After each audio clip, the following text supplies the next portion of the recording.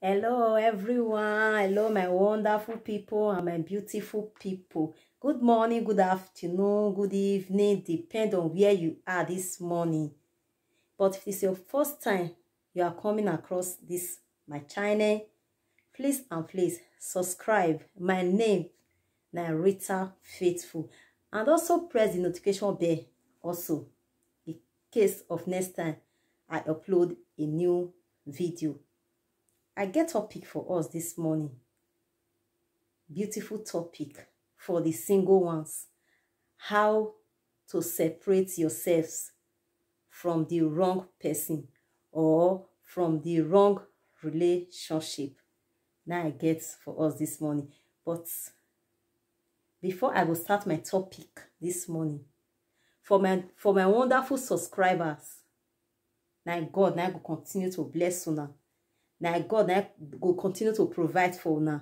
And for my viewers also, and for the people who still they like my video, now God now will continue to bless all of you now. Please share, comment, and leave your comments also for my video. Leave your comments so that I'll still know whether the video when I do, whether it's still they okay or not for the single ones, the one I want to redo today. Because now waiting they're supposed to still know for some issue for their life. So I beg, leave your comment also. The light of God shall shine forth upon your life. The light of God shall direct you. The light of God shall send helper to you. The light of God shall shine upon your business. The light of God shall shine upon your job. The light of God will direct you in every areas of your life. In the mighty name of Jesus. Amen. Number one, I want to talk about this morning. Number one, when I want to talk about this morning. For loving the wrong person. For loving the wrong person. And for seeing yourself into wrong person. What I use this word say me? For seeing yourself into wrong person. You feel they follow person. They go. Maybe your friend. If they give you bad advice. Or may I just talk on like this? Okay. If they do something, maybe you get anything. When they do, you go must tell them. As your friend, you go must tell them. As your friend. But that friend who they talk about, he know they share it with you. He know they share it with you. But you, inside your mind, say maybe now your friend, and as your heart be, as your mind be, you think say maybe now so that person might still be. You they share everything with her. If you want to do anything, you go must let her know. I'm talking about the boy and the girl. Yeah, I'm talking about the both, not only the girls. I'm talking about now. You must tell her, see what I want to do. As a friend, he was discussing with her, but he go they hide in home. He not go want tell you in a part of himself. That is wrong person when you dey mingle with. You have to separate yourself from that person. Why? Because he not get good intention for you. Now make I talk just now say is a wrong person to you.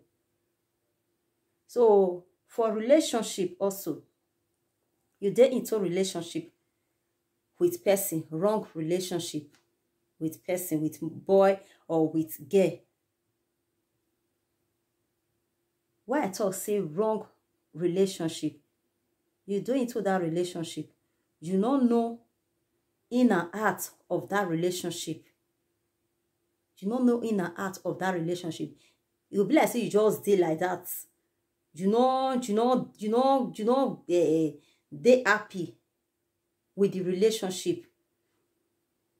They comfortable with the relationship. Two of them are not they happy to each other. Na wrong relationship, my brother. Na wrong relationship, my sister. If two of una see una sef, una no dey okay. Wrong relationship. Now no dey okay mean that e don still come again. E don still come again. I don tire. This one go dey think am for your mind. The other one go dey think am for your mind. Wrong relationship. Another one I want to talk about again. Be aware. Be aware of wrong relationship. Because you dey into relationship, my brother. You dey into relationship, my sister. That relationship, they make you dey happy. You're supposed to first think that one. Are you happy in that relationship when you dey with that girl, when you dey with that boy? Two of them, they happy together. You think that one. Another one I want to talk about again. Relationship when they take from you. When not they hard to you. They always they take from you. It not they hard to you. They take something from you. If two of them see body, if you don't leave each other finish, now for you to they think you are not comfortable, you are not happy. They bring you pains. They bring you tears. They beat you. They lie to you. You think that one, if that relationship, if it dey okay for you, if it not dey okay for both of you, now for you to separate yourself from that relationship. Because it not go help you for future. So another one I want to talk about again. The relationship when they hurt. The relationship when they hurt each other. Hurting each other. My brother, my sister, if you dey into relationship, you know if you say you don't know whether that relationship they hurt you, whether or not they hurt you. The things when the girl they do or when the boy they do, you yourself, you know, say that relationship, no, it not dey okay for both of you. Why two of them to still they come together? Therefore, not to separate yourself, to give time to yourself. Separate, give chance to yourself for that relationship. And for the woman, the relationship when they hurt you, not they happy, you not they comfortable, you are not okay with that relationship. The relationship they hurt you, they bring you tears, they bring you different things when you don't like. My sister, now for you to come out for that relationship. Don't think say maybe it go change, it go change, it go change, it go change. You have to separate yourself from that relationship. So another one I want to talk about again, my brother and my sister, for you separating yourself from that relationship. Don't hold on to bad relationship when you first pass through. Don't hold on to them for the bad experience when you get for relationship when you pass through. Do you know why I talk this thing? Before you go into new relationship, you suppose clear your mind first about that experience when you get for the relationship when you pass through. You're supposed to first clear your mind, calm down, clear them before you go into another relationship. Because if you go into another relationship, why I first talk and just say you're not supposed to hold on to your bad experience for the relationship when you first pass through. You can't carry that experience. Now so that girl do me for that relationship. Now so that boy do me for that relationship. See the way they beat me. See the way they wicked me. See the way. If you can't before you can't carry on, enter the new relationship. Now wrong thing. na wrong thing. Why I talk and say na wrong thing? Maybe that relationship tomorrow, if he favor you, if he good, but for you holding on to the bad experience when you get for the other relationship, can they use them for your new relationship? You feel lose that relationship. Even maybe if that relationship be dey okay for you, you feel lose them. Yes, you feel lose them. You feel lose them. And another thing, what I want to tell you, as the boy, as the girl, you're supposed to learn your lesson for that bad relationship when you pass through. You're supposed to learn your lesson. Because they say something they do person, make person they get sense. You're supposed to learn your lesson for that former relationship when you pass through, before you go enter another one. And don't hold on to them. Not hold on to bad experience when you pass through for the other relationship. So another one wants to talk about again. You have to be sure, as the boy, as the girl, say not be you be the wrong person. Say not be you be the bad person for that relationship. Not be you be the bad person, as the boy, as the girl. Not be you be the fault. Not be you be the fault. Because why I talk and say you supposed to date sure say not be you be the fault. Even though say you still go another relationship, now the same thing wants to happen, because that character you never change them. The same thing wants to happen. So you have to correct yourself first before you go into another relationship. Sit down, think. Really, if now you be the fault when make that bad experience for your former relationship, when make candy or come. So if now you be the fault as the boy, if now you be the fault as the girl, you suppose to make amend first before you go another one. Because if you don't make amend, if you still go there again, another new relationship, now the same thing wants to happen. Another one wants to talk about again. Relationship when you go there, you go they try your best.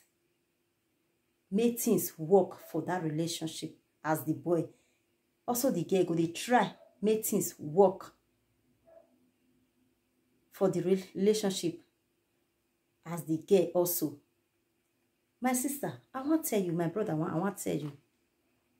Not be you want to change that person. Not be you want to change that person. Why? Because if that person never decides to change on her own, on his own, you know if you change her. Why? Because you they try your best, they try. That relationship, they see and say, you know they work. You know they work. The next thing when they do, it is worse. You have to separate from that relationship and move on with your life. I know say it's not that easy to move on, to live relationship just like that.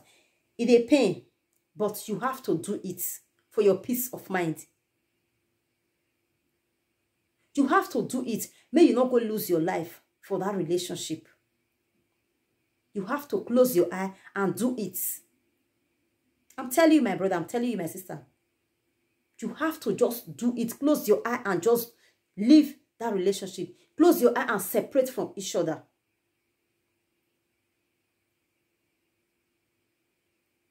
You dey try your best. May it change. You dey try your best, may the woman change. You dey try your best, may the man change. But the more you dey try your best, it dey worse now. Separate from it. Separate from each other. I be waiting. I want to talk for that one. Another thing I want to talk about again. The relationship where you go still avoid. The relationship where you still they try. You they try your best. Because some boys they, some girls they. Might just talk about the boys first. Some boys they, for example, they smoke or they drink. you as the girl, you dey try your possible best. Make that boy make change from that smoke, from that drink. Anytime you talk, the next thing we go do, na go beat you. Not being for him to dey try, say, okay, may I change from these things? When my woman they tell me, the next thing the next thing you go do, na for him to hit you, for him to dey beat you, because you dey try, because you don't like her. You dey try to tell and say, stop these things, I don't like her. And also the girls also. Some girls they follow bad friends, they go. The boy they tell the girl, say, stay away from these friends. I don't like them. But the next thing what the girl they do, you go they insult the boy. I don't know them before I meet you. I don't know them before I meet you. Not be you want to change them for me. So like that kind of one, it not dey okay for you, two of you to be together, because this one not they take this one word. This one not they take this one word. So arguments, quarrel all the time for the relationship. If you go into marriage for that relationship, all waiting I dey talk about today. If you go into the marriage with that character, some character when they talk about now, if you go into the marriage, you'll sit down think how it want be. Now the worst now you want see, or you know see the worst, it will change. No, you have to make amends first before you go into that marriage. If now waiting, you know go fit even do at all, you know fit tolerate. If now don't marry, you have to separate and move on with your life. That be waiting I get this morning. God bless you. I beg, if you never subscribe, my name is Rita Faithful. Subscribe to my YouTube channel and also press the notification bell also. And also share, please. And also view. And also like. And also leave your comments. God bless you. Bye.